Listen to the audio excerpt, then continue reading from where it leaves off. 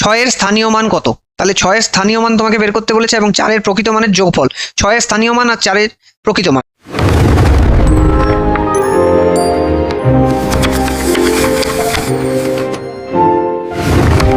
Welcome to preparation with ABC. Preparation with এবিসিতে তোমাদের স্বাগত জানাই, আমি অর্ধেন্দু।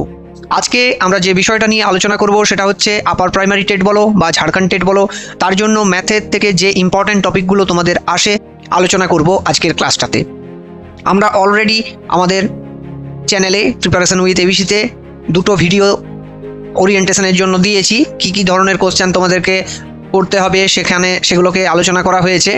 সেই ক্লাসগুলো কিন্তু অবশ্যই দেখে নেবে। তোমাদের স্থানীয় মান এবং প্রকৃত মান থেকে কোশ্চেন আসে, তো সেই স্থানীয় মান প্রকৃত মান সম্পর্কে আমাদের যে ধরনের কোশ্চেনগুলো করতে হবে একেবারে বেসিকটা, সেটা তোমাদের সাথে আলোচনা করব। এবারে তোমাদেরকে শুধুমাত্র এই ক্লাসগুলো দেখলে হবে না, তার সাথে সাথে কিন্তু প্রচুর প্র্যাকটিস করতে হবে।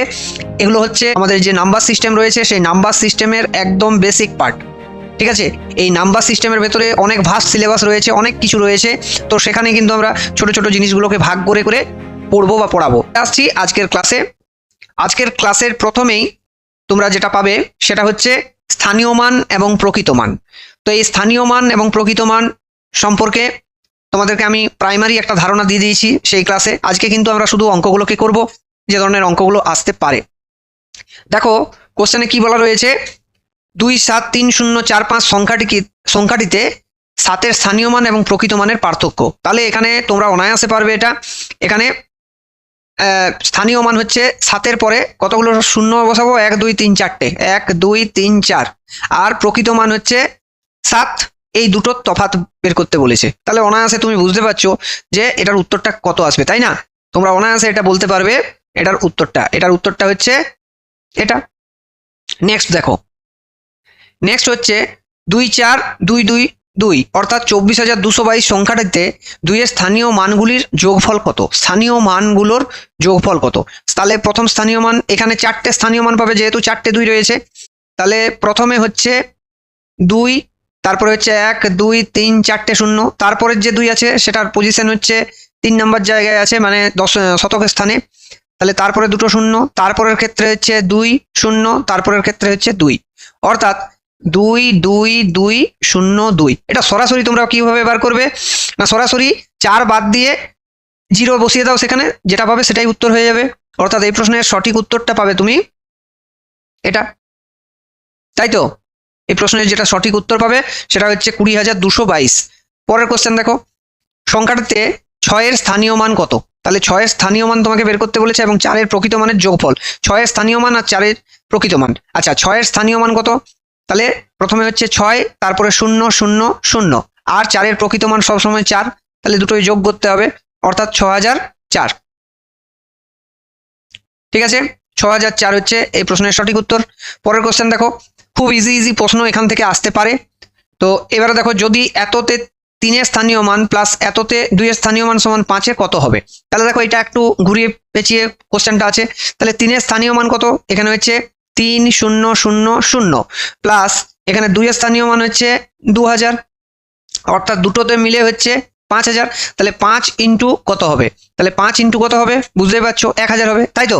তো এটা কিন্তু তাড়াহুড়ো করে ভুল করে 1000 না করে যদি অন্য কিছু করে ফেলো তাহলে কিন্তু ভুল হয়ে যাবে। অর্থাৎ এই প্রশ্নের যেটা সঠিক উত্তর সেটা হচ্ছে অপশন এ, তাই তো? এবারে দেখো পরের কোশ্চেন, 45,648 সংখ্যাটিতে 4-এর স্থানীয় মান দুটির পার্থক্য। তাহলে দেখো 45,648 সংখ্যাটিতে 4-এর স্থানীয় মান দুটির পার্থক্য কত? তাহলে এই যে অজুতের ঘরে 4 রয়েছে, এটাতে মানটা কত হবে? 4-এর পরে 4টা শূন্য অজুতের ঘরের জন্য। এবারে হচ্ছে এই যে আরেকটা 4 দশকের ঘরে রয়েছে, তার জন্য হচ্ছে 4 0। তাহলে দুটোর বিয়োগফল পার্থক্য যেহেতু বলেছে, তার মানে তুমি বুঝতে পারছো এই প্রশ্নের সঠিক উত্তর হবে অপশন এ, 39,960। খুব ইজি কোশ্চেন। এই চ্যাপ্টার থেকে যদি তোমাদের কোশ্চেন আসে এরকমই কোশ্চেন আসবে, এর থেকে অন্য আলাদা কিছু কোশ্চেন আসার কোনো সম্ভাবনাই নেই। এবার দেখো 3-এর স্থানীয় মান আর প্রকৃত মানের গুণফল বলেছে। তাহলে স্থানীয় মান হচ্ছে 3000, তাই তো? আর প্রকৃত মান হচ্ছে 3, মানে হচ্ছে 9000। তাহলে option A is the right answer.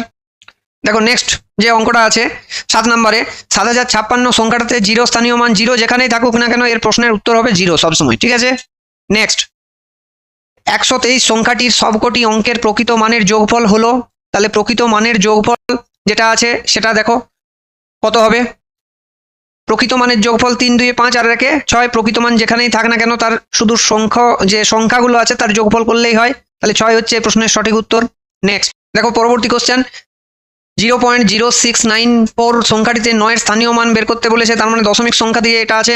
তাহলে দশমিক সংখ্যার ক্ষেত্রে দেখো যখন তুমি এক দশ যেমন করে বসাও, এখানে কিন্তু এই যে দশমিকটা আছে এটা আসবে এই এককের পরে, অর্থাৎ এখানে এই যে জিরোটা বলতে পারো এককের ঘরে আছে। তারপরে যেটা থাকবে সেটা হচ্ছে 1 দশমাংশ, তারপরে হচ্ছে 1 শতাংশ, তারপরে হচ্ছে 1 সহস্রাংশ, এরকম ভাবে আছে।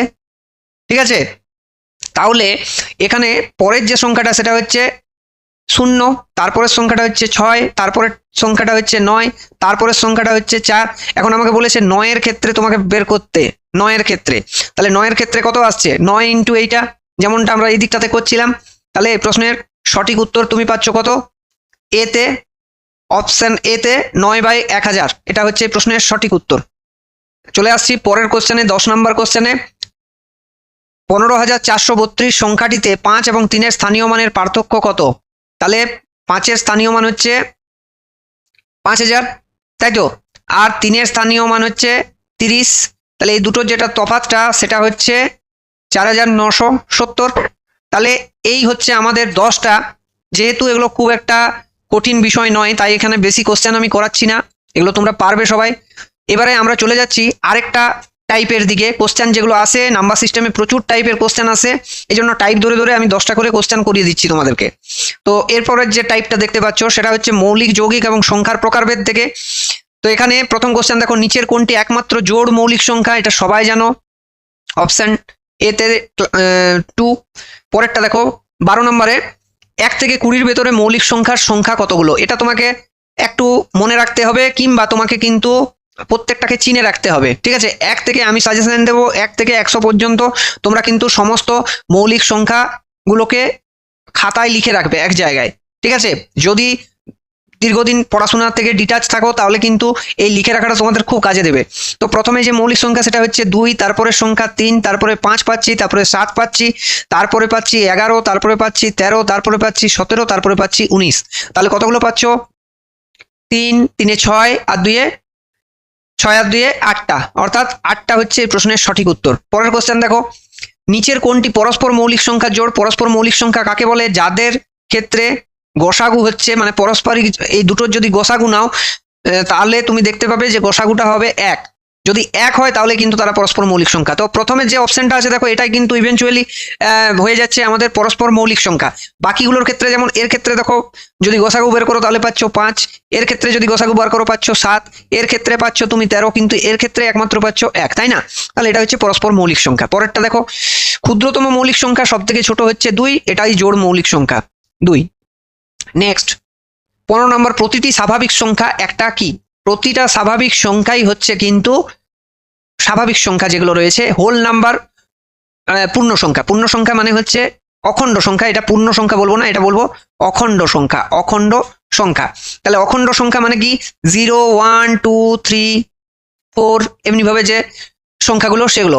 তাহলে প্রতিটা স্বাভাবিক সংখ্যাই দেখো এর ভেতরে ঢুকে যাচ্ছে, কারণ কি স্বাভাবিক সংখ্যা বা n এটা হচ্ছে 1 2 3 4, আবার হোল নাম্বার হচ্ছে w ইজ ইকুয়াল টু 0 থেকে শুরু হচ্ছে। তাহলে দেখো এ কিন্তু এই wর ভেতরে কিন্তু n অনায়াসে ঢুকে যাচ্ছে।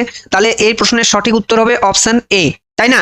16 নম্বরে দেখো, প্রথম 3টা মৌলিক সংখ্যার যোগফল। প্রথম মৌলিক সংখ্যা 3টের যোগফল হচ্ছে এই 3টে, অর্থাৎ 10, তাই না? পরের কোশ্চেন দেখো, খুব সহজ কোশ্চেন, এই জন্য আমি কিন্তু তোমাদেরকে স্যাম্পল হিসাবে 10টা করে প্রত্যেকটা টাইপের করে দেখাবো। নিচের কোনটা মৌলিক বা যৌগিক? কোনোটি নয়। কোনটা মৌলিক ও যৌগিক নয় তোমরা দেখেছো, 1 হচ্ছে এই প্রশ্নের সঠিক উত্তর, তাই না?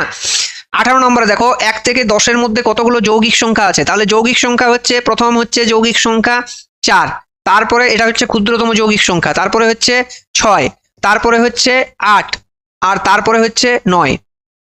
10-এর মধ্যে বলেছে, তাহলে 10টাকেও ইনক্লুড করতে হবে, তাহলে 10টা। দেখো এরকম যদি কোশ্চেন থাকে যে 1 থেকে 10-এর মধ্যে কতগুলো যৌগিক সংখ্যা আছে, তাহলে কিন্তু এই 10টাকে ইনক্লুড করবে না, কারণ কি বলা আছে, মধ্যে কথাটা বলা আছে।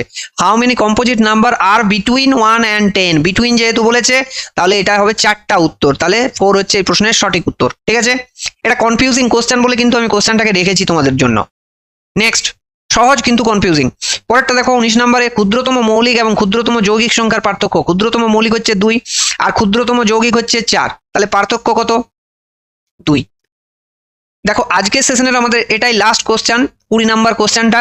সেটা হচ্ছে একটা মৌলিক সংখ্যাকে পি বাই কিউ আকারে লেখা যায়, যেখানে কিউ হলো, কিউ কি হতে হবে যদি পি বাই কিউ আকারে আমরা লিখি। এটা কিন্তু ডেফিনেশন, যে রেশনাল নাম্বারের যে ডেফিনেশন রয়েছে সেই ডেফিনেশনে বলা আছে যে পি কিউ আকারে প্রকাশ করতে হবে এবং কিউ কি লেখা থাকে এটা তোমাদেরকে মনে রাখতে হবে, নট ইজ ইকুয়াল টু 0 লেখা থাকে। অর্থাৎ নট ইজ ইকুয়াল টু 0 এই যে অপশনটা আছে 1 নম্বরে, সেটাই হবে কিন্তু এই প্রশ্নের সঠিক উত্তর। ঠিক আছে, বোঝা গেল? কারণ কি, যদি এটা 0 হয়ে যায় তাহলে কি হয়, কোনো সংখ্যার নিচে যে কোনো একটা সংখ্যা এক্স ওয়াই জেড, এক্স এর নিচে 0 যদি থাকে তাহলে সেটা অসংজ্ঞাত হয়ে যায়, অসঙ্গত, অসংজ্ঞাত। সেই বিষয়টা যাতে না আসে তাই কিন্তু এখানে নট ইজ ইকুয়াল টু 0 অপশনটা দিতে হয়, মানে এই বিষয়টাকে তুলে ধরতে হয়। তো এই হচ্ছে আমাদের আজকের সেশনটা কেমন লাগলো? যদি ভালো লাগে তাহলে অবশ্যই লাইক করবে, বন্ধুদের মধ্যে শেয়ার করবে এবং নিয়মিতভাবে আমাদের ক্লাসগুলো দেখতে থাকবে। আজকের ক্লাস এই পর্যন্ত, দেখা হবে নেক্সট ক্লাসে। তখন তোমরা প্রিপারেশন নিতে থাকো। জয় হিন্দ, বন্দে মাতরম।